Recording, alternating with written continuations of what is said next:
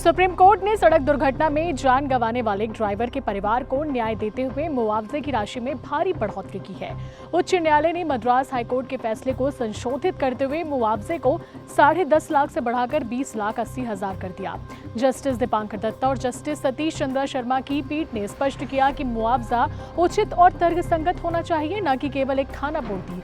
ये कानूनी लड़ाई साल 2011 में शुरू हुई थी, जब 37 साल के डी वेलू की सड़क हादसे में मौत हो गई थी। वे बाइक चला रहे थे, तब उन्हें एक तेज रफ्तार टैंकर लॉरी ने टक्कर मार दी। मृतक की पत्नी, 2 नाबालिग बच्चों और माता पिता ने मोटर दुर्घटना दावा अधिकरण चेन्नई के समक्ष याचिका दायर कर 20 लाख रुपए के मुआवजे की मांग की। उन्होंने दावा किया कि मृतक का मासिक वेतन 10,000 रुपए था। एमएससीटी ने अपने 8 नवंबर 2012 के फैसले में दस्तावेजों के सबूतों की कमी का हवाला देते हुए मासिक आय केवल 6,000 रुपए आंकी और कुल 9,37,000 रुपए का मुआवजा दिया।